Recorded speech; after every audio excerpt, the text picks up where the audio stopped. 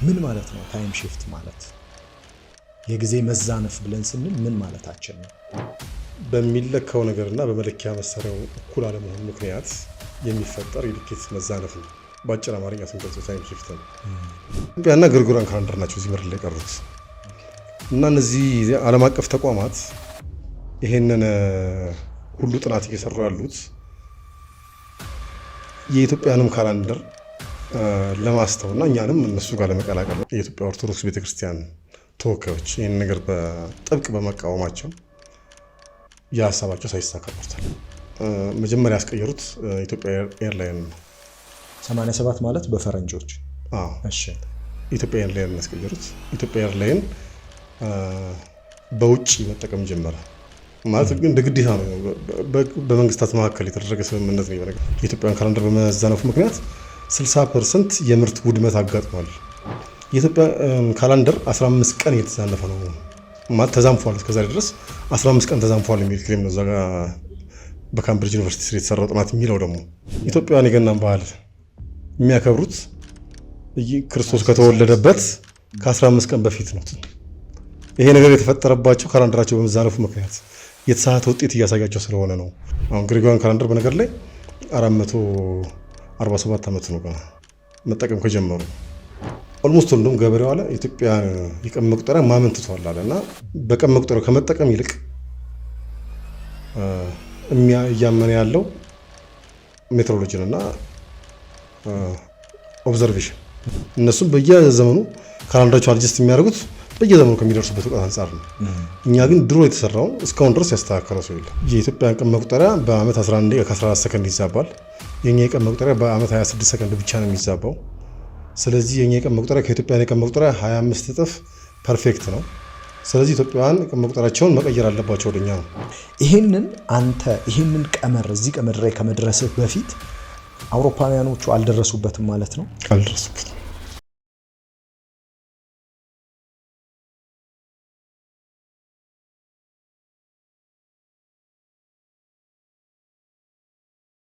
ሰላም፣ እንዴት ከርማችኋል? ውድ የደውቃ ቤተሰቦች እንደምናችሁ።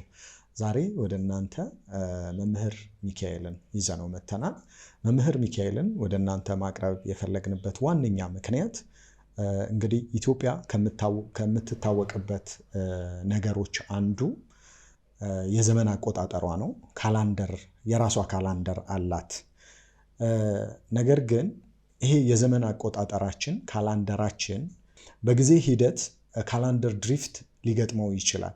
ይሄም ማለት ምንድነው? ልክ ሌሎች ሀገሮች በግብፅ፣ በፐርሺያ፣ በፈረንሳይ በተለያዩ ሀገሮች ላይ የራሳቸው ካላንደሮች ነበሯቸው። በካላንደር ድሪፍት ምክንያት እነዚህ የጊዜ አቆጣጠሮች ወይንም የጊዜ ቀመሮች እየተሰረዙ መጥተው አሁን ዓለምን ዶሚኔት ያደረገው የግሪጎሪያን ካላንደር ነው። አሁን በዓለማችን ላይ ኦልሞስት 2 ካላንደሮች ቀርተዋል ይባላል። በኋላ ላይ ሚካኤል ያብራራልናል። የግሪጎሪያን ካላንደር እና የኢትዮጵያ የዘመን አቆጣጠር ናቸው። እነዚህ እንግዲህ ሁለቱም የራሳቸው ቀመር አላቸው። ሌሎቹ ትንሽ ጃኬት ነገርም የቀየሩ ቢመስልም ውስጣቸው ግን ተመሳሳይ የግሪጎሪያን ካላንደር ነው የሚጠቀሙት። ይህን በተመለከተ ሀገራችን ምን መዘጋጀት አለባት? ማን ነው ሪስፖንሲብል የሆነውም አካል ለዚህ ብለን መምህር ሚካኤልን ጋብዘነዋል። መምህር ሚካኤል እንኳን ሰላም መጣ። እንኳን ደህና ቆየህ። ቴንኪዩ፣ እናመሰግናለን። እንግዲህ ያው ሁልጊዜ አንዳንድ የሚጀመረው ከመተዋወቅ ስለሆነ መምህር ሚካኤል ማን ነው? እንዴት ይሄንን ቀመር ወይንም ካላንደሩን ለመስራት ምን አነሳሳህ ከሚለው እንጀምር። እንግዲህ እኔ ሚካኤል አለማየሁ እባላለሁ። ያው እዚሁ አዲስ አበባ ጦር ኃይሎች አካባቢ ተወልጄ ያደግኩ ሰው ነኝ። የአዲስ አበባ ልጅ ነህ? የአዲስ አበባ ልጅ ነኝ። ናይስ። የመጀመሪያ ዲግሪን በአዲስ አበባ ዩኒቨርሲቲ በ2000 ዓመተ ምህረት ሚሊኒየም ኢትዮጵያ ሚሊኒየም የዛሬ 16 ዓመት አጠናቅቄያለሁ። ሁለተኛ ዲግሪን ቀጥያለሁ። ከዛ በኋላ አሁን እዚህ የተገናኘንበት ምክንያት በኢትዮጵያ የቀን አቆጣጠር ዙሪያ 2 ጥናት ጽሁፎች ሰርቻለሁ። ሁለቱም የየራሳቸው ሀሳብ አላቸው እና እንግዲህ ዛሬ ሁለቱንም እናነሳለን ብለናል። ከዛ ደግሞ በስፔሻሊ ደግሞ ስለ ሁለተኛው በደንብ እንድናወራ የቀጠርከኝና ስለዚህ ነገር እንዳናወራ ተገናኝተናል። እንግዲህ በምትጠይቅኝ ጥያቄ መሰረት እያነሳ እንሄዳለን። በጣም አሪፍ። የመጀመሪያው ጥያቄ ምንድን ነው የሚሆነው? ምን ነበር ኢንስፓየር ያደረገ? ለምሳሌ ካላንደሩን ቁጭ ብለህ ቡና እየጠጣህ ትክዝ ብለህ ነው የጀመርከው? በምን ነበር መነሻ ፖይንት ይሄንን ለመስራት? ይሄን እንግዲህ ብዙ ቦታ ተጠይቄ ብዙ ቦታ መድሼዋለሁ። እንግዲህ ከመጀመሪያውን ጀምር። እንግዲህ የመጀመሪያው ጥናታዊ ጽሑፌ ስለምንድን ነው የሚያወራው? የኢትዮጵያን የቀን መቁጠሪያ ለአንድ ዓመት ነው የሚያገለግለው እስከዛሬ ድረስ። እንዴት ይህን ለአንድ ዓመት የሚያገለግለውን የቀን መቁጠሪያ ለተከታታይ ዓመታት ወይም ለረጅም ጊዜ እንዲቆጥር እናደርገዋለን የሚለውን ነገር እንደ መፍትሄ ይዞ የመጣ ጥናታዊ ጽሑፍ ነው። በዚህ ጉዳይ ነው የመጀመሪያው ጥናት ጽሑፍ የሰራሁት እና ከዚህ ጥናት ጽሑፍ በኋላ የዘላለም ካላንደር የሚል በአይነቱ ልዩ የሆነ ካላንደር ሰርቻለሁ እና ይህን ነገር ለመስራት መነሻ የሆነኝ እንግዲህ እኔ መምህር ነኝ። አባቴም መምህር ነው። በነገር ላይ አባቴም እናቴም መምህር ናቸው። ለረጅም ዓመት በመምህርነት አገልግለዋል፣ ወደ 45 ዓመት አካባቢ እና በልጅነታችን አባቴ በጣም አንባቢ ነው። በነገር ላይ ያነባል፣ እኛንም እንድናነብ ይገፋፋን ነበር እና ካነበበው ከጳውሎስ ኞኞ መጽሐፍ ላይ ነው ሳድግ ነው እሱ የሚያውቁት ያገኛት ወደ 10 ዓመት አካባቢ መቁጠር የምችል ካላንደር ነበረች። አዲስ ስራ ናት። ያቺን ካላንደር ከዛ መጽሐፍ ላይ አግኝቷት በእጁ ሰርቶ ግድግዳ ላይ ሰቅሏት ነበረ። ግድግዳ ላይ ሰቅሏት ያው ሁሉ ነገር ያው እንደንትን አይደለም። በነገር ላይ ልጆቹን እንትን ከማለት አንጻር ነው የሚያስበው። ለራሱ አይደለም የሰቀላት እዛ ጋር። ያን ነገር እኛ አይተን አይምሯችን ውስጥ የሆነ ነገር እንዲፈጠር ነው አለማውራቱ ፐርፐዝ እንደዛ ነው እና እውነትም ያለው አንኮንሺየስሊ ትክክል ነበር። ያረጋችሁ ነበረ። ትክክል። እሱም ሀሳቡ እንደዛ ነበር። የተፈጠረውም እንትን እንደዛ ነው እና ስንወጣ ስንገባ ያችን ነገር እንመለከታት ነበረ። ያችን ካላንደር እንመለከታት ነበርና እንዴት ነው ይሄ ነገር እንደዚህ ሊሆን የሚቻለው ምናምን ብዬ በልጅነቴ በእርግጥ የዛኔ 15 ዓመት አካባቢ ይመስለኛልና ይሄ ነገር እንዴት እንደዚህ ሊሆን ይቻላል የሚል ጥያቄ እንዲፈጠርብኝ ምክንያት ሆነ ያ ነገር እና መመራመር ጀመርኩኝ በዛ ነገር ዙሪያ ከዛ ጊዜ ጀምሮ እና የዛኔ እንግዲህ አሁን ቀረ እንጂ ድሮ በየመንግስት መስሪያ ቤቱ ካላንደር ይታተም ይሰጥ ነበር። በየጊዜው ባንኮች፣ መንግስት መስሪያ ቤቶች በደንብ እንትን ይባል ነበርና በቃ ዘመዶቻችን አሉ እንደዚህ ብዙ መንግስት መስሪያ ቤቶች የሚሰሩ ያመጡልናል እንደዚህ ካላንደሮች እና ብዙ ካላንደር ነበር ቤታችን። በየአመቱ ሲያልፍበት የተጣሉትም ካላንደሮች ነበሩና እነዛን ካላንደሮች ሰብስቤ በመካከላቸው ያለው ልዩነት ማጥናት ጀመርኩኝ የዛኔ እና ሁለቱ መካከል ያለው ልዩነት ለማጥናት ስሞክር የዛኔ ለምን እንደሆነ አይገባኝም፣ ግን የሆነ ነገር አስተዋልኩኝ። ምንድነው ያስተዋልኩት መሰለህ? አመት አልፎ አመት በተቀየረ ቁጥር የአንድ ቀን ልዩነት እንደሚፈጠር።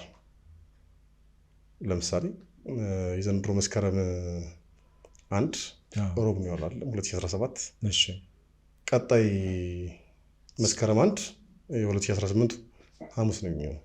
ምንም ካልኩሌሽን የማያስፈልገው ነገር አያስፈልገውም። አንዳንድ ቀን በቃ አመት አልፎ አመት በተቀየረ ቁጥር የአንድ ቀን ልዩነት ነው በዕለታት መካከል የሚኖረው እና ደግሞ ወር አልፎ ወር በመጣ ቁጥር ለምሳሌ አሁን የዘንድሮ መስከረም 1 ሮብ ነው ብያለሁ። ጥቅምት 1 ደግሞ የሚኖረው አርብ ነው። ሁለት ቀን ልዩነት ነው የሚኖረው ይዘላል። ያ የተፈጠረበት ምክንያት በኋላ እናወራዋለን። ግን በልጅነት ያ ለምን እንደተፈጠረ አይገባኝም። ግን ሁለቱም ካላንደሮች ኮምፔር በማድረግበት ሰዓት እቺ ልዩነት እንደነበረች ገባኝ እና በልጅነት የተረዳኋት ነገር ናት ያችና አሁን ይህን ነገር ለመስራት ሳስብ ያ አንድ መነሻ ሆኖኛል። ይሄ በልጅነት ያይቻት የነበረችው ነገርና መነሻ ብዬ መጠቅሰው እንግዲህ እሱን ነው። ብራቮ፣ በጣም ደስ ይላል። እንትን ላይ ሁለተኛውን የጥናታዊ ጽሁፍህን እያነበብኩ ነበር ልካህልኝ እና እዛ ላይ ታይም ሽፍት ወይንም የጊዜ መዛነፍ ይላል። ምን ማለት ነው ታይም ሽፍት ማለት? የጊዜ መዛነፍ ብለን ስንል ምን ማለታችን ነው? እንግዲህ ሁለተኛው ጥናት ጽሁፌ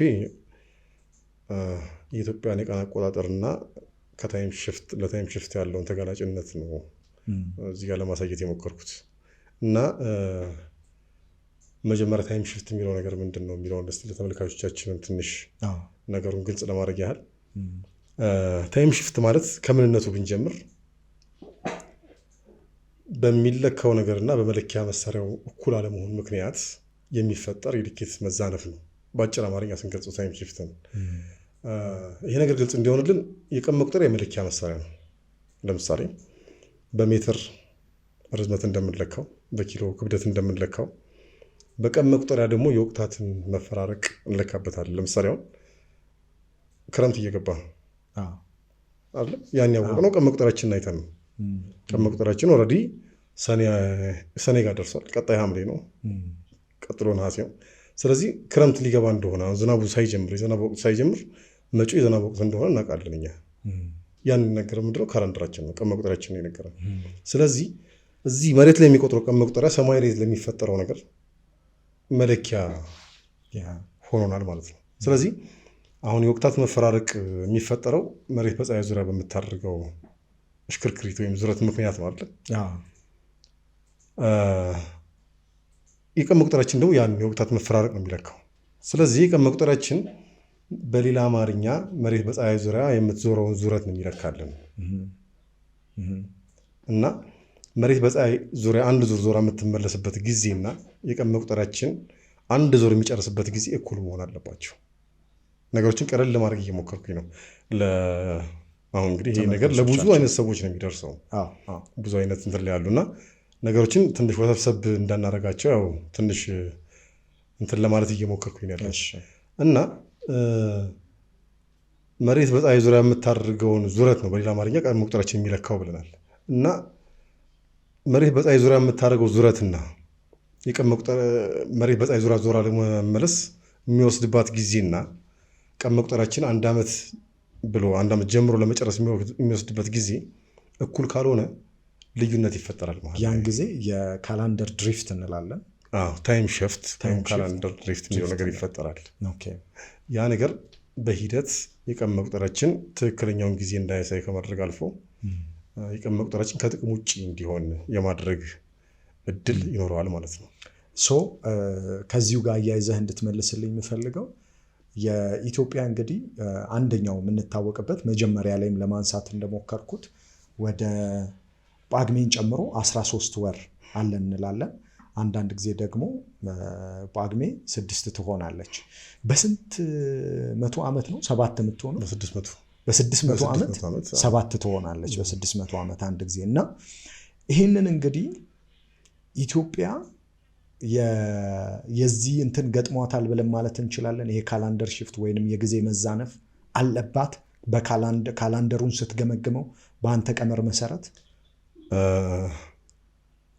አሁን እዚህ ጋር የኔ ኦፕኒንግ ከመናገር በፊት ጥናታዊ ጽሑፌ ላይ ያስቀምጥኳቸው ነገሮች አሉ።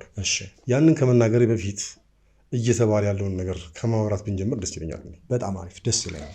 አንዳንድ ጊዜ ጆሮ ለራሱ ባዳ ነው ይባላል። በጣም ስለ ራስህ የሚወራው ነገር አንተ አሰማው። የሚገርም ነገር ሌሎች ሰዎች ናቸው ሰምተው አንተን የሚለውና ስለ ኢትዮጵያ ቀን መቁጠሪያ እየተባለ ያለ ነገር አለ። በጣም ዓለማችን ላይ የሚታመኑ ትልልቅ ተቋማት የምንላቸው የዓለማችን ተቋማት ሳይቀሩ እየሰሩ ያሉት ጥናት አለና በጥናታችን አግኝተናል እያሉ ያሉት ውጤት አለ እና እነዛ ትልቅ ዓለም አቀፍ ተቋማት አግኝተናል እንደሚሉት ውጤት እነማን ናቸው? መጥቀስ እንችላለን? መጥቀስ እንችላለን። ለምሳሌ ናሳ ሁላችንም እናውቀዋለን። ናሳ ኢክሊፕስ የሚባል ድረገጽ አለው። ኢክሊፕስ የሚባል ድረገጽ አለው እና እዛ ድረገጹ ላይ የኢትዮጵያ ቀን መቁጠሪያ በ400 ዓመት 3 ቀን እየተዛነፈ ነው የሚል ሪፖርት ነው። ብዙ ረጅም ሪፖርት ነው ያወጣው። ስንጠቀለው ሪፖርቱን የኢትዮጵያ ቀን መቁጠሪያ እየተዛነፈ ነው ሪፖርቱ እና ምን ያህል ነው የሚዛነፈው የሚለውን ነገር እዛ ያስቀምጠው። በየ400 ዓመቱ 3 ቀን እየተዛነፈ ነው ያለው። በየ400 3 ቀን የሚዛነፍ የቀን መቁጠሪያ ስለሆነ የቀን መቁጠሪያው የቀን መቁጠሪያ ሆኖ መቀጠል የለበትም። ስለዚህ ብዙ አሁን ዓለማችን ላይ ብዙ የቀን መቁጠሪያዎች ነበሩ። አሁን በቅርብ ታሪክ መመዝገብ ከጀመረበት ጊዜ በኋላ ራሱ ወደ 40 የሚቆጠሩ ቀን መቁጠሪያዎች ነበሩ እዚች ዓለማችን ላይ። ኦልሞስት ሁሉም ቀርተዋል፣ ሁሉም ተረስተዋል። አሁን ለምሳሌ የፈረንሳይ ካላንደር ስፔን ካላንደር ነው የሚባል እንደነበረው ሁሉ ሰምተንም አታውቅም። በትክክል አሳይቷል። በቃ ተረስቷል። ከመቅረት አልፎ በቃ ተረስቷል። ከታሪክ መዝገብ የተፈጠረም አይመስልም። እና እነዚህ ሁሉ ይሄ ታይም ሽፍት የሚባለው ነገር ምክንያት እየቀሩ መጥተው አሁን ኦልሬዲ ዓለማችን ላይ እንደ ሲቪል ካላንደርነት እያገለገሉ ያሉ ካላንደሮች 5 ናቸው። ኦኬ 5 ካላንደሮች ናቸው። በስም ነው ግን 5ነታቸው። እስቲ ማን ናቸው ግልጽ ለማድረግ? ግሪጎሪያን ካላንደር አንድ ነው። አንድ የኢንዲያን ካላንደር አለ፣ ሳካ የሚባል የኢንዲያን ካላንደር አለ። ቤንጋሊ ካላንደር አለ፣ የባንግላዴሽ። አራተኛው ኢትዮጵያን ካላንደር ነው። አምስተኛው የኔፓል ካላንደር ነው። አሁን እዚህ ያለውን ነገር ብናየው ግሪጎሪያን ካላንደር አለ ብለናል። አንድ የኢንዲያው ሳካ የሚባለውና የባንግላዴሹ ስማቸው ነው በነሱ፣ ቀመሩ ግን የግሪጎሪያን ቀመር ነው የሚጠቀሙት። ስለዚህ ኦልሬዲ 3ቱ ግሪጎሪያን ካላንደር ናቸው ብሎ ወሰደው። ከ5ቱ 3ቱ ኦልሬዲ ውስጣቸው የሚሰራው በግሪጎሪያን ቀመር ነው። ስሙ አለ። አሁን ለምሳሌ በእኛ ብታየው መስከረም፣ ጥቅምት እንዳሉ ሆነው ቀመሩ ግን የግሪጎሪያን። አሁን ለምሳሌ በእኛ ቀመር ላይ ጳጉሜ የምትባል ወር ለብቻው አለች። ግሪጎሪያን ላይ ለምሳሌ ጳጉሜ የለችም። አንድ ወር 31 ይሆናል፣ አንድ ወር 30፣ ፌብሩዋሪ 28 እና 9 ይሆናል። ሙሉ ቀመሩ የግሪጎሪያን ቀመር ተቀብለን መስከረምና ጥቅምት ስማቸው ቢቀጥል ማለት ነው። ኦልሬዲ ካላንደር ግሪጎሪያን ካላንደር ነው ማለት ነው። ነበረው መጀመሪያ እነሱ እኮ የራሱ ቀመር ነበረው። በተጽዕኖ እንትን ያን አስቀየሯቸውና ስሙ ብቻ ይቀር ነው። እና አሁን ኢትዮጵያን ካላንደር እና ኔፓል ካላንደርም ኦልሬዲ ፓርሻል ነው ይጠቀሙ ያሉት፣ ሊቀር ነው ስም። እና አሁን ዓለማችን ላይ ኢትዮጵያን ካላንደር እና ግሪጎሪያን ካላንደር ናቸው የየራሳቸው ቀመር ያላቸው ከፐርሺያ ካላንደር ውጭ። ኦኬ የፐርሺያ የራሱ ነው ያለው። የፐርሺያ 2 አይነት ካላንደር አለ በነገር ላይ። እሺ ሩል ቤዝድ እና ኦብዘርቬሽን ቤዝድ የሚባል። አሁን ከሩል ቤዝድ ካላንደሮች ውስጥ ነው ቀመር ካላቸው ካላንደሮች፣ በቀመር ከሚመሩ ካላንደሮች። በነገር ላይ ፐርሺያ፣ ሶላር ፐርሺያ አለ፣ አፍጋኒስታን እና ኢራን እየተጠቀሙበት ያሉበት። ኦብዘርቬሽን ቤዝድ የሚባል ካላንደር ነው እሱ በነገር ላይ። እንደዚህ አሁን ቅድም እንደተባለው ነገር ለታይም ሽፍት እንዳይጋለጥ በየአመቱ አሁን እኛ ጋር ጳጉሜ 6 ምንላት ነገር አለች አለ። በሩል ነው የምናውቃት እኛ። ህግ አላት፣ ህግ አለው። የምትመጣበት ጊዜ ይታወቃል። በ4 ዓመት አንድ ጊዜ አይደል? ጳጉሜ 7 የምንለው ነገር አለ። ኦልሬዲ አይዲያል ነው እሱ፣ መሬት ላይ ያለ ነገር አይደለም። በነገር ላይ ጳጉሜ 7 የሚባለው ብዙ ጄኔሬሽን ስለሚያልፍ በመሀል አይዲያል ታስቦ የሚውለው በነገር ላይ እስካሁን ድረስ።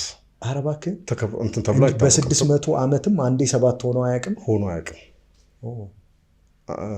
እና ግን እነዚህ ነገሮች ሩል ናቸው፣ በቀመር ላይ የተመሰረቱ ናቸው። የሚመጡበት ጊዜ ይታወቃል። አሁን እያወራን ያለ ነው ለተመልካች ግልጽ እንዲሆን ፈልጌ ነው። ሩል ቤዝ ካላንደሮችን ነው እያወራን ያለ ነው። ከዛ ውጭ ኦብዘርቬሽን ቤዝ ካላንደር የሚባል ፐርሺያን ካላንደር አለ። ስለሱ በኋላ እናወራለን ልዩነቱን። አሁን ለምሳሌ ፐርሺያን ላይ የጳጉሜ 6ን ጉዳይ ብናነሳ ለምሳሌ እቺ ሊፒየር ትባላለች በነገር ላይ። እቺ ትርፍቀኗ የፐርሺያን ሜትሮሎጂ ተቋም አለ እና ያ ሜትሮሎጂ ተቋም ነው የፀሐይን እንትን አይቶ ዘንድሮ ሊፒየር አለችን ወይ ዘንድሮ ሊፒየር የለችንም ብሎ የሚወስነው እና ወይ አንድ ቀን ይዘላሉ ወይ ያችን ቀን ሳይዘሏት ይቀራሉ። እና በዛ የተነሳ ያው ብዙ ጊዜ ከታይም ሽፍት ሳያጋጥማቸው ቆይተዋል።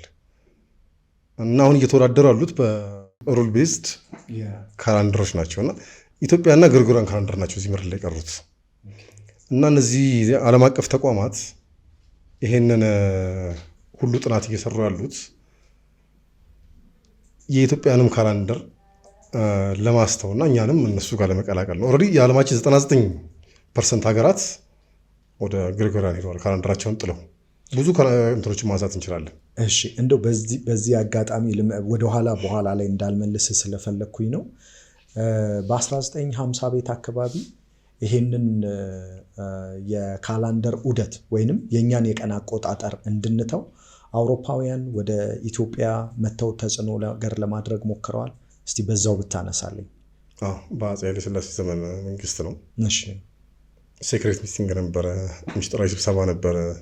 በቃ ኢትዮጵያውያን የቀን መቁጠራቸው እየተዛነፈ ዛሬ አይደለም የጀመሩት በነገር ላይ ይሄን ተጽዕኖ ማድረግ እና የቀን መቁጠራቸው እየተዛነፈ ስለሆነ የቀን መቁጠራቸውን ትታችሁ እናንተም እንደ ሌሎች የዓለም ሀገራት ግሪጎሪያን መጠቀም አለባችሁ፣ ወደዛ መዞር አለባችሁ የሚል ምስጢራዊ ስብሰባ ተደርጎ ነበር። ታሪክ ማህደር ላይ ተመዝግቦ ይገኛል። እና በሰዓቱ የነበሩት የወቅቱ ባለስልጣናትና የኢትዮጵያ ኦርቶዶክስ ቤተክርስቲያን ተወካዮች ይህን ነገር በጥብቅ በመቃወማቸው የሀሳባቸው ሳይሳካ ቀርቷል። ይህን ጥናት ጽሑፍ ሄደችን ነገር ለማሳየት ሞክሬያለሁ።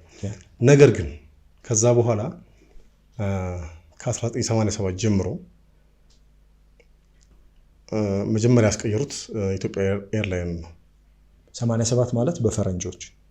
እሺ ኢትዮጵያ ኤርላይን ያስቀየሩት። ኢትዮጵያ ኤርላይን በውጭ መጠቀም ጀመረ ማለት ግን ግዴታ ነው።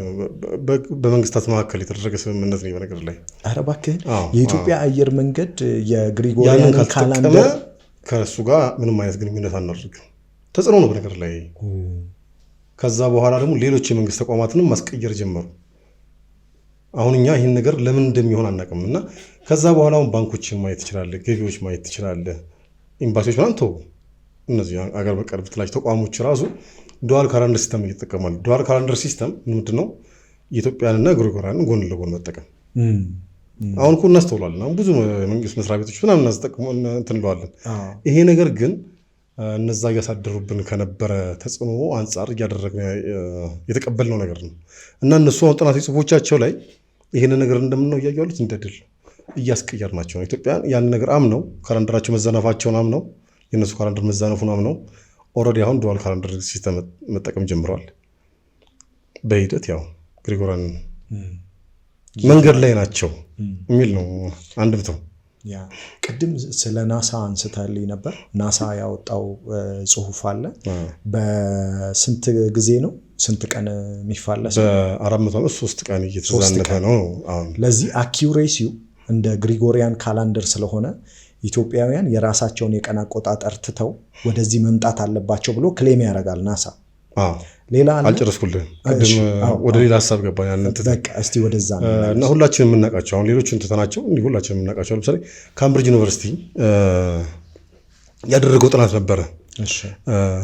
በ2018 ይህን ጥናት አድርጎ ነበርና ሰፊ ጥናት ነው አደረግኩ የሚለው ኢትዮጵያ ውስጥ ሁሉ መጥቼ ብዙ ዓመት ኦብዘርቬሽን ሰርቼ ነበር፣ መሬት ላይ ነው እያለ የነበረውና የኢትዮጵያ ካላንደር 15 ቀን እየተዛነፈ ነው ማለት ተዛንፏል። እስከዛሬ ድረስ 15 ቀን ተዛንፏል የሚል ክሌም ነው እዛ ጋር በካምብሪጅ ዩኒቨርሲቲ ስር የተሰራው ጥናት የሚለው ደግሞ 15 ቀን የኢትዮጵያ ካላንደር ወደፊት ሄደዋል መሆን ከነበረበት። በዛ የተነሳ ኢትዮጵያውያን አንድ ወቅታት የሚገቡትም የሚወጡትም 15 ቀን ቀድመው ነው። አሁን ለምሳሌ ክረምቱ 15 ቀን ቀድሞ ይገባል፣ 15 ቀን ቀድሞ ይወጣል። በዓላት 15 ቀን ቀድሞ እየተከበሩ ያሉት የፈለኩት ግልጽ አልሆነልህ። ለምሳሌ ኢትዮጵያውያን የገናን በዓል የሚያከብሩት ክርስቶስ ከተወለደበት ከ15 ቀን በፊት ነው። ይሄ ነገር የተፈጠረባቸው ካላንደራቸው በመዛነፉ ምክንያት የተሳሳተ ውጤት እያሳያቸው ስለሆነ ነው። ለምሳሌ በእኛና በግሪጎሪያን ካላንደር በሚጠቀሙ ሀገራት መካከል የገና በዓል እንደምሳሌ እንወስደው። የ11 ቀን ዲፈረንስ አለው አይደል ማለትም። ያ ልዩነት ለምን ተፈጠረ? እነሱ ማስተካከያ አድርገውለት ነበር። በኋላ እናነሳዋለን ብዬ ነው ይሄንን ጉዳይ። በ1582 በነገር ላይ የእኛና የእነሱ ቀመር አንድ አይነት ቀመር ነበር። አሁን እነሱ ጁሊያን ካላንደር ይጠቀሙ ነበረ ከ46ኛው ክፍል ዓመተ ዓለም ጀምሮ ማለት ነው። እና በ1582 ያ ካላንደር እየተዛባ መሆኑን ደረሱበት። እና እየተዛባ መሆኑን ሲደርሱበት ማስተካከያ ያደረጉ። አሁን ግሪጎሪያን ካላንደር በነገር ላይ 447 ዓመት ነው ገና መጠቀም ከጀመሩ። እና ግሪጎሪያን ካላንደር የተቀየረበት ምክንያት ያ ነው። የሆነ መዛነፍ ነበር። ያ መዛነፍ ደረስንበት አሉ። የተጠራቀሙ ቀናት ነበሩ።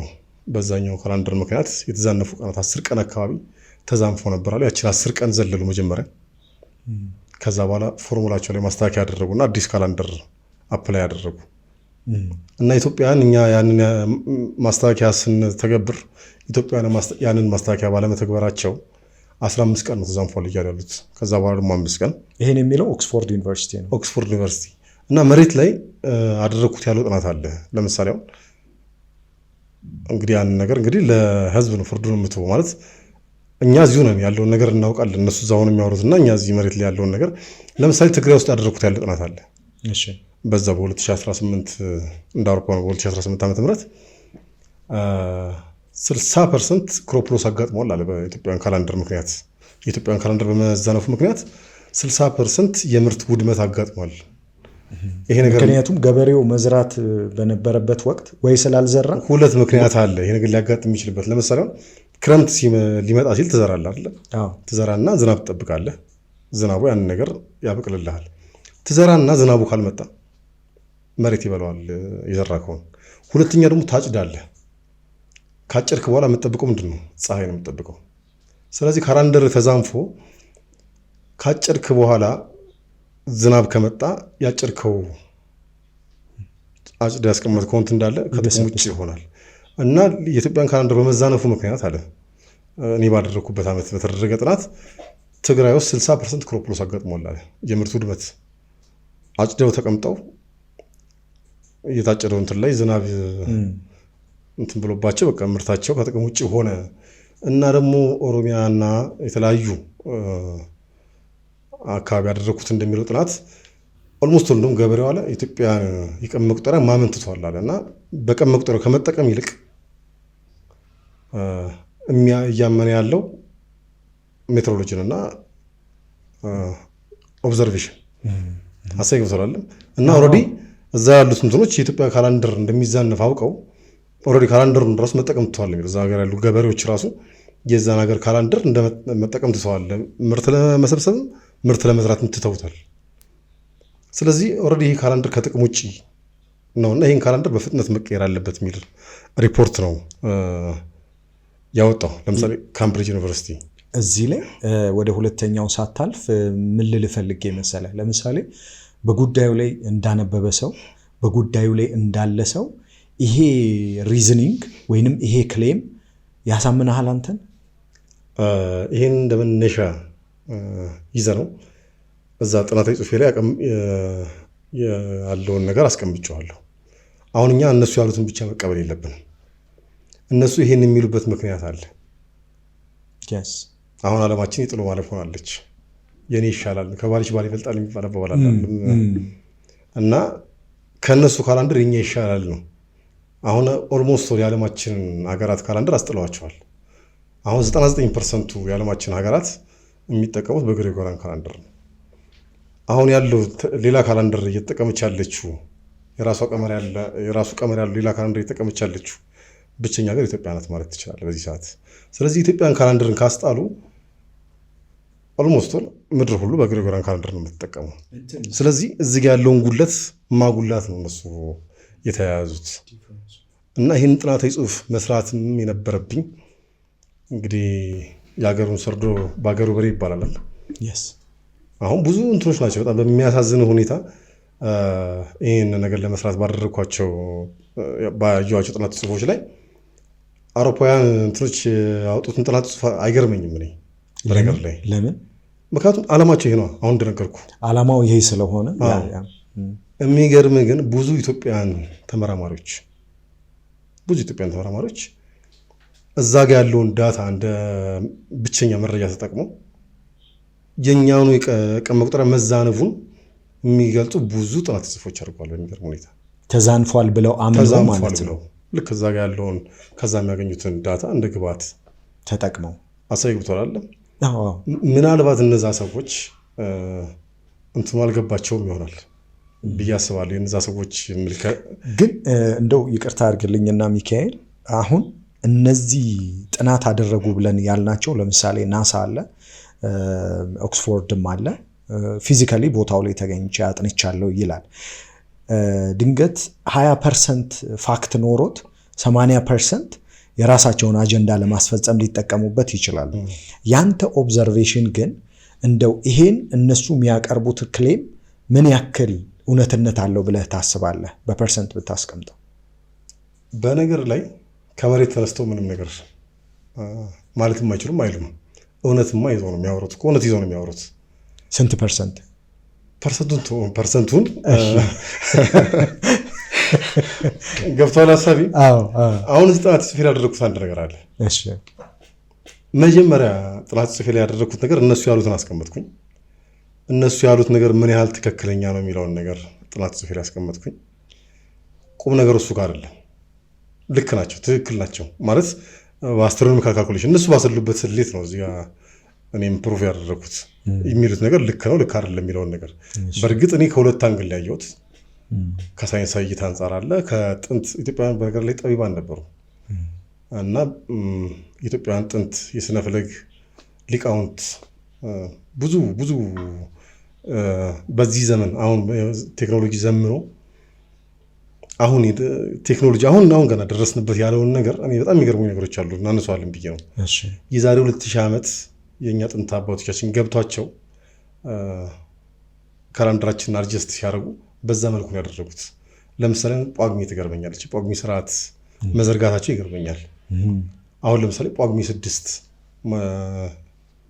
ለምንድን ነው የዛሬ 2000 ዓመት ቀን መቁጠሪያችን ሲስተም ሲዘረጉ ለምሳሌ ሲጀምሩት ጳጉሜ ለምን ኖረች? ለምሳሌ አሁን 1 ወር 30 ቀን ያለው 12 ወራት 1 ዓመት ናቸው።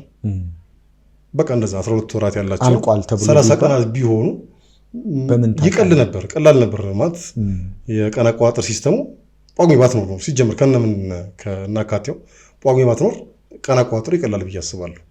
ጳጉሜ እንደምታስፈልግ ስለገባቸው ነው ተጨማሪ 5 ቀን 1 ወር አድርገው የጨመሯት። ወይ 30 ቀን አይደለችም ለዚህ ፍለጉት ገብቷል።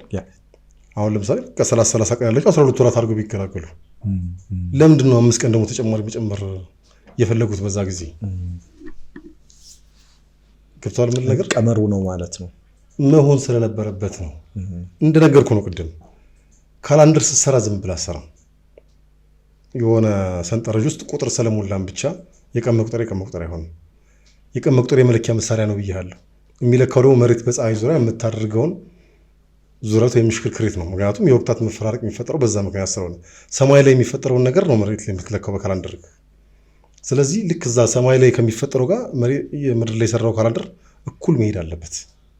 ስለዚህ መሬት በፀሐይ ዙሪያ ለመመለስ የሚፈጅባት ቀን 365 ቀን 12 ወራት ያላቸው 30 ቀናት ቢኖሩ ኖሮ 360 ቀን ነው የሚሆኑት። ስለዚህ በየዓመቱ 5 ቀን ይዛባ ነበር። መሬት በፀሐይ ዙሪያ ለመመለስ 365 ቀን ነው የሚፈጅባት። ያንተ ካላንደር 360 ቀን አለቀ ይልሃል። ኦልሬዲ 5 ቀን ቀድሞ ነው የሚጨርሰው ከትክክለኛው እንትን ጋር እና በየዓመቱ 5 ቀን እንዲዛነፍ ያደርገዋል። ይሄ ነገር ምን ያደርግ ነበር መሰለ? በየ42 ዓመቱ ለምሳሌ አሁን ጳጉሜ ባትኖር ኖሮ በየ42 ዓመቱ ሐምሌና ነሐሴ የካቲትና መጋቢት ላይ ሆን ነበር ተዛንፎ የክረምት ወራት። አሁን የክረምት ወራት ብለን የምናውቀው ሐምሌና ነሐሴ ነው አይደል? ከ42 ዓመት በኋላ ክረምቱ መጋቢትና የካቲትና መጋቢት ላይ ይመጣል። አሳይቶታል። ከ54 ዓመት በኋላ እንደዛ እያለ ይሄዳልና የቀን መቁጠሪያችን በጣም በፍጥነት ከጥቅም ውጭ ይሆን ነበር። ስለዚህ ጳጉሜ መኖሯ ግዴታ እንደነበረ 365 ቀን መሬት በፀሐይ ዙሪያ ለመዞር 365 ቀን እንደሚፈጅባት አሁን የዛኔ ቴክኖሎጂ የለም፣ ቴሌስኮፕ መንኮራኩር ምናምን የምትለው ነገር የለም። አሁን ሳይንስ አሁን ነው ደረስኩበት እያለ ያለ ይህንን ነገር ምንድን ነው ኮከብንና ፀሐይን ተከትለው ነው ይህን ቀመር የሰሩት? እሱን እኮ ነው የምልህ። ኢቭን መሬት በፀሐይ ዙሪያ ለመመለስ የሚፈጅባትን ትክክለኛ ጊዜ አውቀውት ነበር። እሺ አሁን ጳጉሜ 6ን ብናያት ለምሳሌ አሁን በ4 ዓመት አንዴ 6 ትሆናለች። ባያረጓት ይሁላ ከመቸገር አሳይቶታል። በ4 ዓመት አንዴ 6 ይበልጥ የሚያወሳስበው ይመስላል አለ ቀን መቁጠሪያውን ቢተዋት። አሁን ያን ያደረጉበት ምክንያት ደግሞ ይበልጥ ይገርማል። መሬት በፀሐይ ዙሪያ ለመመለስ የሚፈጅባት ጊዜ 365 ቀን ብቻ ሳይሆን 365 ቀን ከ6 ሰዓት ነው። ስለዚህ 365 ቀኗን ካላንደራችን ላይ አሰፈረን። ካላንደራችን በወራት በሳምንታት በቀናት ደረጃ የተከፋፈለ አይደለም። ስለዚህ ትንሿ ክፍልፋይ ቀን ናት እና 365 ቀኗን ካላንደር ላይ አሰፈርናት። 6 ሰዓቷን ካላንደር ላይ ማስፈር አንችልም። ለሰዓት ቦታ የለውም ካላንደራችን፣ ለቀን ነው። ትንሿ ክፍልፋይ ቀን ስለሆነ 365 ቀኖችን አሰፈርናቸውና 365 ቀን ከ6 ሰዓት አልነበረም። እቺ 6 ሰዓቷ ምን ላይ ትስፈር? እኩል መሆን አለበት ግዴታ። ስለዚህ 6 ሰዓቷ ማስፈሪያ ቦታ ስለሌለ 6 ሰዓቷ 4 ጊዜ ተደምራ ወይም ደግሞ 4 ዓመት እስከምትደመር ተጠብቃ 6 ጊዜ 4 24 አይደለም 24 ሰዓት ስትሆን ቀን መቁጠሪያችን ላይ ተጨማሪ 1 ቀን የሚሰፍርበትን ስርዓት ይዛኔ በመዘርጋታቸው የቀን መቁጠሪያችን ይህን ያህል ሳይዛነፍ ይህን ያህል ጊዜ እየቆጠረ እዚህ ጋር ለመድረስ በቅቷል። እና የሚገርመኝ ነገር እሱ ነው። የዛሬ 2000 ዓመት ሳይንሳው ነው ይሄን ነገር የደረሰበት። በነገር ላይ በስንት ቴክኖሎጂ መሳሪያዎች ታግዞ 365 ቀን ከ6 ሰዓት ነው የሚፈጅበት። አሁን የቀላል ነገር አለ እንደዚህ እንደምናወራው አይደለም። እኛ ብዙ መረጃዎችን ሰብስበን በዚህ ዘመን በመኖራችን ያወቅ ነው። የዛሬ 2000 ዓመት መሬት በፀሐይ ዙሪያ 360 ዙሪያ ለመመለስ 365 ቀን ከ6 ሰዓት እንደሚፈጅባት ጥንት አባቶቻችን አውቀውት በዛ መሰረት ነው ቀን መቁጠሪያችንን አድጀስት ያደረጉት። ለዚህ ነው በነገር ላይ ብቸኛው ካላንደር ነው ዓለማችን ላይ ይህን ያህል ርቀት የተጓዘ ይህን ያህል የተጋነነ ጊዜ መዛነፍ ወይም ታይም ሽፍት ሳያጋጥመው የተጓዘ ብቸኛው ካላንደር ነው። እንደነገርኩህ አሁን ግሪጎሪያን ካላንደር ገና 447 ዓመቱ። በነገር ላይ ግሪጎሪያን ካላንደር አፕላይ ከማድረጋቸው በፊት 3 ካላንደር ከቀየሩ በኋላ ነው ግሪጎሪያን ጋር የደረሱት አውሮፓውያን ሀገራት። 3 ካላንደር ቀይሯል ከዚህ በፊት። ጥንት ሮማውያን ካላንደር የሚባል ካላንደር ይጠቀሙ ነበረ። በነገር ላይ ይሄኛው ካላንደር 10 ወር ነው የነበረው። በየአመቱ 2 ወር ይዛነፋል። በቃ ምንም ውሃ አልነበራቸውም። ቀደም እንደነገርኩህ ነው። በቃ ካላንደር በቃ አሳይቡት ማለት በየአመቱ 2 ወር ተዛነፈ እኮ ማለት በቃ ክረምት ሳይገባ ካላንደር አልቋል። ለምሳሌ አሁን ሐምሌና ነሐሴ ነው አይደለም የክረምት ወራት የምትለው። በቃ ሐምሌና ነሐሴ ሳይገባ ጨርሷል። ሐምሌ ነሐሴ ምናምን ብሎ ጨርሷል። እና ከዛ 2 ወር ጠብቀህ እንትን ብሎ በአዋጅ ነበረ መስከረም ከዛሬ ጀምሮ መስከረም 1 ነው ተብሎ ከእንደጋሩ መስከረም ብሎ ይጀምራል። የማይሆነው ነው እሱ ካላንደር ሲያዩት የማይሆነው እና ያንን አሻሽለው ጁሊያን ካላንደር የሚባል ካላንደር ደግሞ መጡ። ጁሊያን ካላንደር ላይ እነዛን እንትኖች በነገር ላይ ያ ከማርች ነው የሚጀምረው። ጃንዋሪ እና ፌብሩዋሪ አይታወቁም። ይዛኔ ያን ጊዜ አልነበረም ነበር የሉም። በነገር ላይ ጃንዋሪ እና ፌብሩዋሪ ያንን ካላንደር ሲያሻሽሉ ጁሊያን ካላንደር መጠቀም ሲጀምሩ አዲስ የፈጠሯቸው ወራት ናቸው። በየአመቱ 2 ወር ይዛነፋል ለካና 2 ወር መጨመር አለብን ብለው አዲስ የተጨመሩ ወራት መጨረሻ ላይ የተጨመሩት በነገር ላይ ጃንዋሪ እና ፌብሩዋሪ መጨረሻ ላይ የተጨመሩ ወራት ናቸው። ከማርች ነበር እንትን የሚለውና እሷን ጨመሩ። በየአመቱ 2 ወር እየተጨናበሩ ነበር ይኖሩት ነበርና ከስንት ማሻሻያ በኋላ ደርሰው አሁን የኛን ካላንደር እኛ ግን እነሱ እዚህ አይነት ውዝግቡ ሲኖሩ በትክክል እየቆጠርን እየሄድን ነበር። ይሄ እኮ ሊያስደንቀን ይገባል እኮ ማለት አንዳንድ ጊዜ ያው በእጅ ያለው ወርቅ እንደሚባለው ሊያስደንቅህ ይገባል። የዛሬ 2000 ዓመት ይህን ያህል ስማርት የሆነ ማይንድ እንዴት እንትን ሊሉ ቻሉ? ይሄን ነገር እንዴት ሊያውቁ ቻሉ? እኔ ያስደንቀኛል። እንደውም እንትኑን ስታነብ ኢትዮጵያውያን ከዛሬ 2000 ዓመት በፊት ይሄንን ካላንደር ሲያዘጋጁ የነበሩት ግብአቶች ምን ነበሩ? ለምሳሌ ፀሐይን ኦብዘርቭ ማድረግ ሊሆኑ ይችላል፣ ጨረቃን፣ ኳክብቶችን ሊሆኑ ይችላል። ምን ነበር የተጠቀሙት ቱል ይሄንን የጊዜ መስፈሪያ ለማስቀመጥ? እንደነገርኩ በዋነኛነት ፀሐይ ናት። ፀሐይ ነች ዋና የዚህ ነገር መፈጠር ምክንያቱም ፀሐይ ስለሆነች። ምክንያቱም የወቅታት መፈራረቅ ነው የምንለካው። በተፈጥሮ ውስጥ የወቅታት መፈራረቅ ደግሞ በፀሐይ ምክንያት የሚፈጠረው በዋነኛነት ፀሐይ ናት። ግን ጥንት አባቶቻችን ጥንታዊ ብራና መጽሐፎች ላይ እንደተባሉት ጨረቃን አጥንተዋል። ይህን ቀን መቁጠሪያ ለመስራት ከዋክብትን አጥንተዋል። እነዚህ ሁሉ ለግብዓትነት ተጠቅመዋል። ነገር ግን በዋነኝነት የኛ ሶላር ካላንደር ከሚባሉ ካላንደሮች ውስጥ አንዱ ነው የኢትዮጵያን ካላንደርና በዋነኝነት ትልቁ እንትን የፀሐይን እንትን ነው ቤዝ ያደረገው የኛ ካላንደር። በጣም ኢንትረስቲንግ ነው። በዚሁ አጋጣሚ የሂጅራ ካላንደር እንዴት ነው? እሱንም ነካ አድርገን ብናልፈው። አሁን የሂጅራ ካላንደር የአረብ ሀገራት ይጠቀሙታል ኦር በዓላትን ምናምን ለማክበር ነው ወይንስ ፉሊ ፈንክሽናል ነው? እንግዲህ ኦልሞስት እንትን የነበሩ ካላንደሮች ቀርተዋል ብያለሁ። ብዙ ካላንደሮች ነበሩ ምድራችን ላይ፣ ብዙዎቹ ቀርተዋል። በዚህ በተጽዕኖ ነው የሚያስቀሩት። በነገር ላይ ካላንደሬን አልቀይርም ስላልክ ይዘህ መቆየት አትችልም። ከት ያደርጉብሃል። ልክ ኢትዮጵያ አየር መንገድ እንደሆነው ማለት በቃ ያስገድደዋል።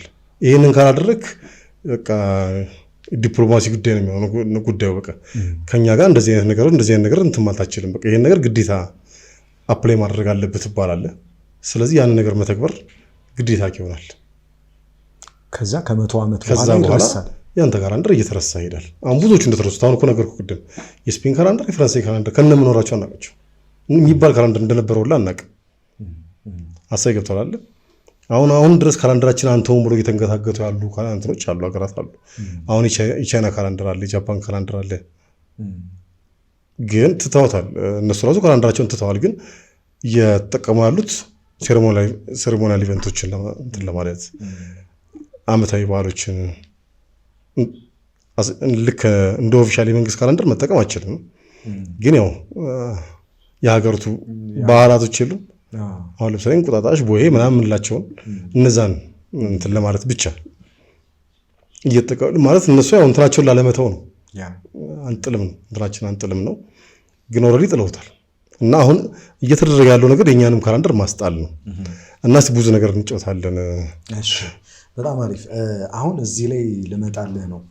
ለምሳሌ አሁን የግሪጎሪያን ካላንደር አሁን ባለው ሁኔታ ይህንንም ከአንተ ሁለተኛው የጥናታዊ ጽሁፍ ላይ ነው ሳነብ ያገኘሁት እና የግሪጎሪያን ካላንደር በአንድ ዓመት 26 ሰከንድ እንትን ያደርጋል። በ3223 ዓመት ደግሞ አንድ ቀን መዛነፍ ያሳያል። 3223 ዓመት የአንድ ቀን መዛነፍ ያሳያል ግሪጎሪያን ካላንደር። አሁን የኢትዮጵያውያን እኛ የምንጠቀምበት ካላንደር ደግሞ በአመት 11 ደቂቃ ከ14 ሰከንድ መዛነፍ ያሳያል። በ128 ዓመት የአንድ ቀን መዛነፍ ያሳያል ማለት ነው። ለዚህ ነው የግሪጎሪያን ካላንደር ኢዝ ፐርፌክት፣ የእኛ ነው አኪውሬት፣ ወደኛ ኑ ብለው የሚሉን ማለት ነው። ያንተ ደግሞ አዲሱ ቀመር አለ። አሁን አባትህን በዚህ አጋጣሚ እናመሰግናቸዋለን። ምክንያቱም ይሄ ለእኔ ከሀገር አንጻር የሁሉም ኢትዮጵያዊ ኮንሰርን ይመስለኛል። ለምሳሌ ምንድነው ኢትዮጵያውያን የምትለዩበት ሲባል ካላንደራችን፣ የጊዜ አቆጣጠራችን፣ ጣሊያንን ማሸነፋችን ብለን ከምንጠቅሳቸው በጣም ጃይንት የሆነ ማይልስቶን አንዱ ካላንደራችን ነው፣ የጊዜ አቆጣጠር ነው። እና አሁን በሚካኤል አለማየሁ ቀመር መሰረት በአንድ ዓመት ውስጥ ለምሳሌ አሁን 11 ደቂቃ ከ14 ነበር ቅድም ያልኩት።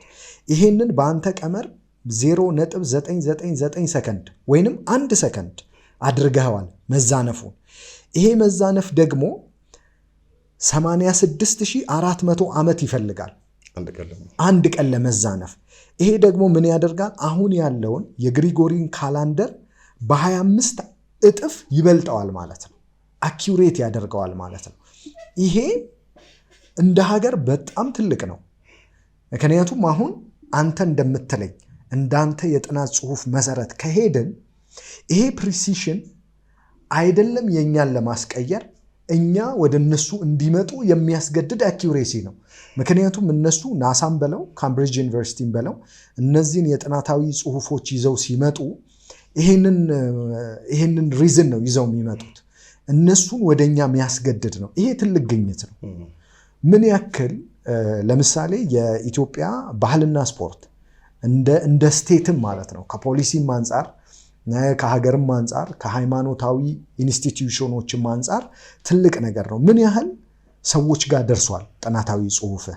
ምን ያህል እየሄድክበት ነው? ይሄን ብትነግረን። እንግዲህ አሁን ያነሳው ጉዳይ ሲሪየስ ጉዳይ ነው። እንግዲህ እንደ ግለሰብ ማምንበት አንድ ነገር አለ።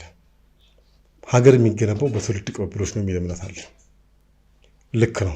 ጥንት አባቶቻችን ብዙ ነገር ሰርተው አስተላልፈውልናል። ቅድም ያወራነው ነገር እንደ ቀልድ ያወራነው ነገር ቀልድ አይደለም። በጣም ትልቅ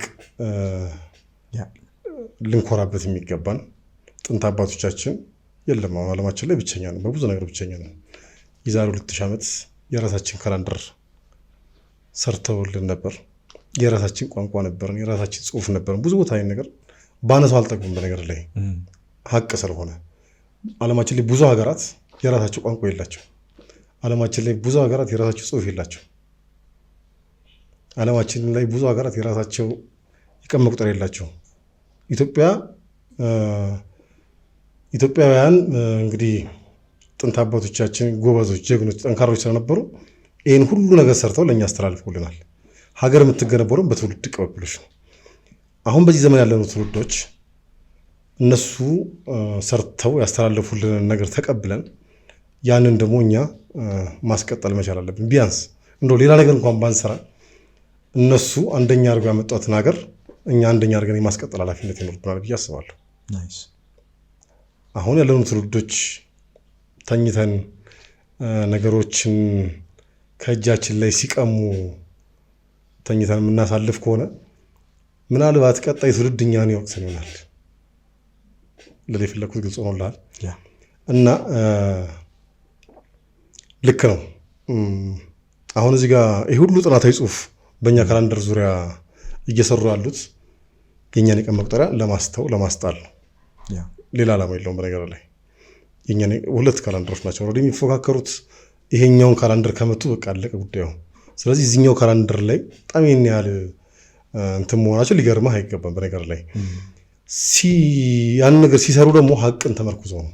እውነት ነው። በነገር ላይ የሚያወሩት ነገር እውነት ነው። ለምንድን ነው ያላስተካከል ነው ታዲያ? ይሄንን የሚሰራ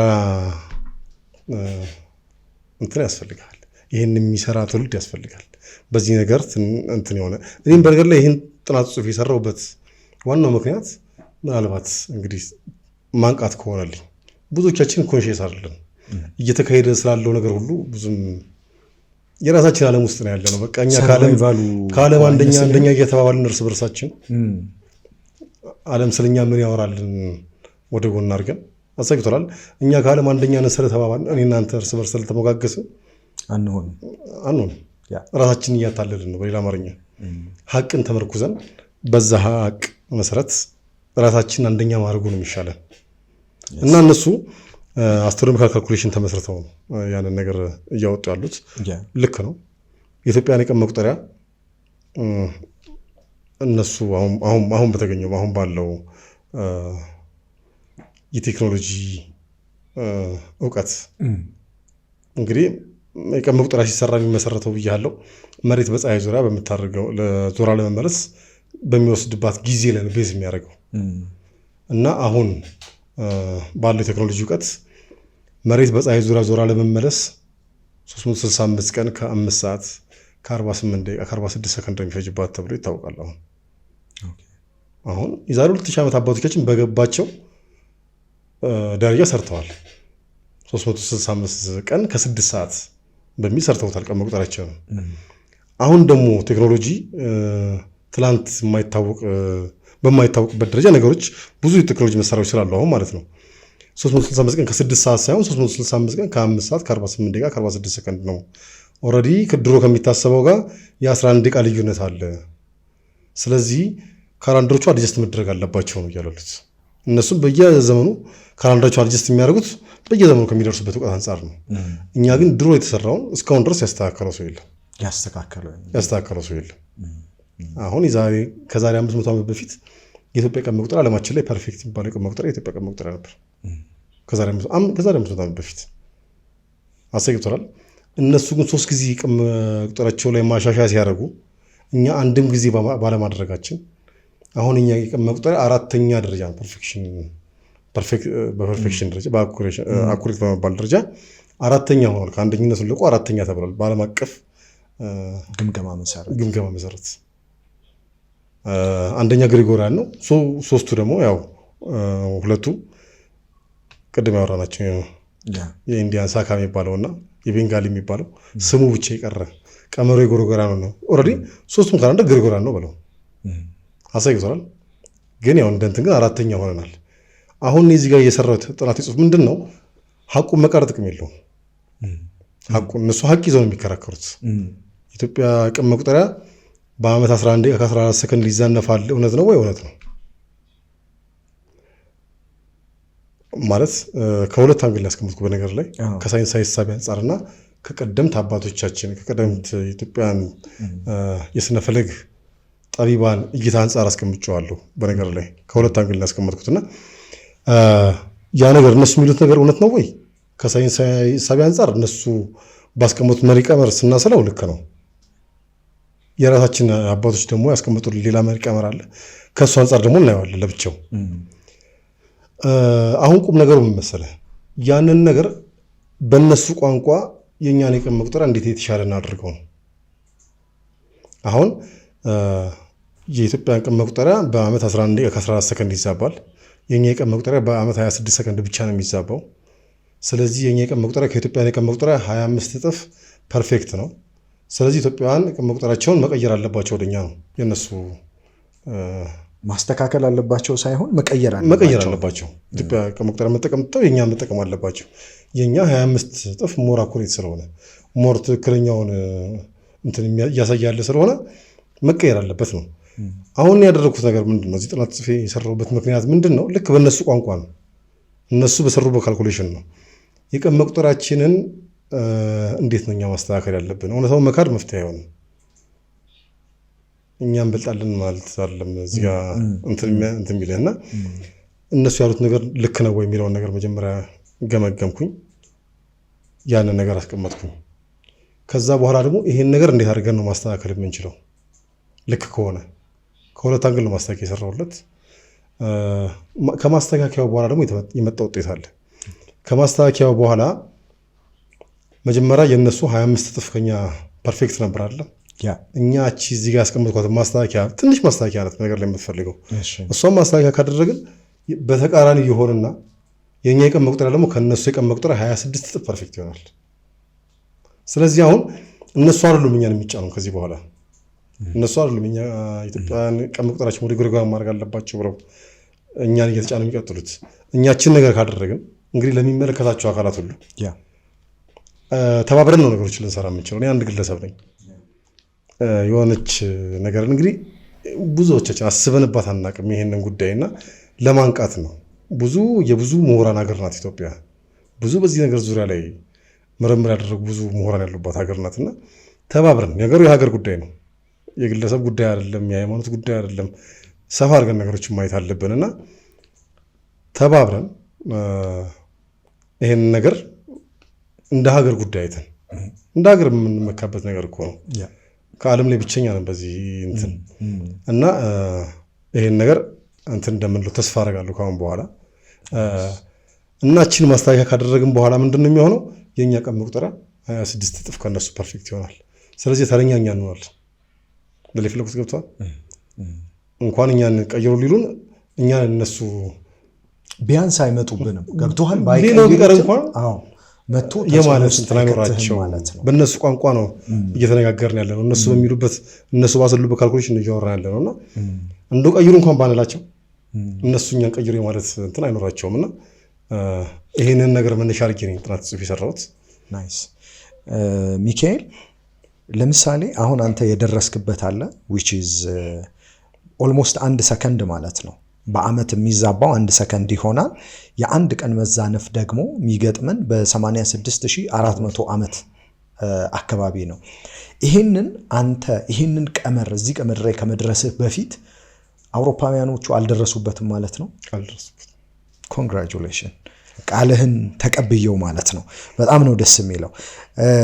ከዚህ ጋር እያይዤ በኤሜራልድ ሳይንቲፊክ ጆርናል ላይ በቅርቡ ስለሚታተመው ስለዚህ ሁለተኛው ጥናታዊ ጽሑፍህ እስቲ ንገረኝ።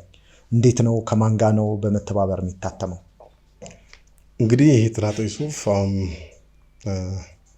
በዚህ በመጪው 2 ወር ውስጥ በአዲስ አበባ ዩኒቨርሲቲ በኩል ኤሜራልድ ሳይንቲፊክ ጆርናል ላይ ይታተማል ብለን እየጠበቅን ያለ ነው። ከአዲስ አበባ ዩኒቨርሲቲ አስትሮኖሚ መምህራን ጋር በመሆን እንትን ብለናል። ኦልሬዲ መንገዱን ጀምረናል።